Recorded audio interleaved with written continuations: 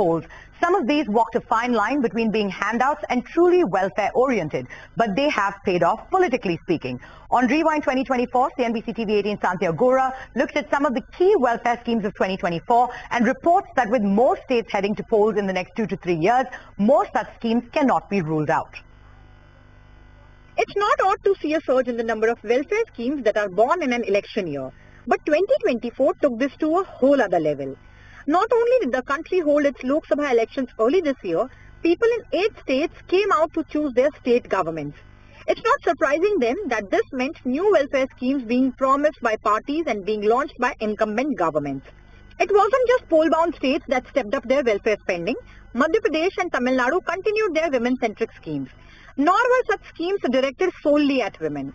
In all, 2024 saw over 740 welfare schemes in operation, ranging from free health insurance for weavers to increasing the scope of the midday meal scheme for children in schools, to income support for farmers, to incentivizing rooftop solar panels for electricity generation.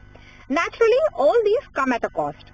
In Maharashtra, for instance, the Ladki Bahin scheme, which promises 1,500 rupees a month to every female resident between the age of 21 and 65 years, is projected to cost the state 46,000 crore rupees. The addition of schemes like these has pushed the state's fiscal deficit beyond 2 lakh crore rupees, taking it above the ceiling of 3% of gross state domestic product. In Himachal Pradesh, meanwhile, populist measures like the old pension scheme and monthly payments to women have left the state struggling to pay government salaries. It has taken drastic measures to tighten the belt, even shutting down government hotels and scrapping old welfare schemes. Karnataka and Rajasthan are also grappling with delayed payments and financial crisis due to their poll promises.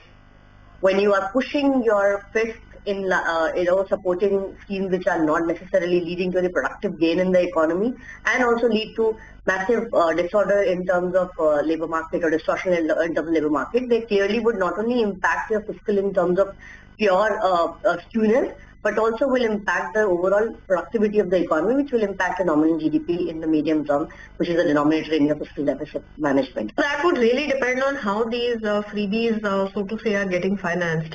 If it is at the cost of capital expenditure, then that is definitely something that is not very encouraging in the long run. It would have an impact on the state's competitiveness and its potentially its ability to raise revenues in the future. According to a study by economists, 16 states have together launched over 100 such schemes since 2020, and the cost of 2/3 of these schemes is pegged at 5.1 lakh crore rupees. That's 1.6% of the country's GDP. A separate report by CRISIL says that 11 states in India are set to spend a record 4 lakh crore rupees on welfare schemes. That's 13% of their total expenditure. In contrast, these states are spending only 10 to 11% of total expenditure on education, 6 to 7% on power, 6 to 7% on agriculture, and 4 to 5% on health. This is something N.K. Singh, the chairperson of the 15th Finance Commission, has cautioned against. He called them, and I quote, a passport to fiscal disaster. Experts worry the number and scope of welfare schemes could get worse in 2025, especially as important states like Bihar and Delhi ready for elections. Many state governments are already grappling with the financial fallout of existing welfare schemes. But these schemes are seen as having borne political fruit in the past. So unless the electoral efficacy of these schemes reduces or political parties find other measures that they feel will work as well as a victory formula, the trend is unlikely to change. It then becomes vital that state governments and political parties strike a balance between welfareism, populism and fiscal discipline. In Mumbai, with camera person Ajay Dabholkar, this is Santhya for CNBC TV 18. On that note, it is time for us to head into a short break. But coming up next, 2024 saw crucial developments as India attempts to transition towards clean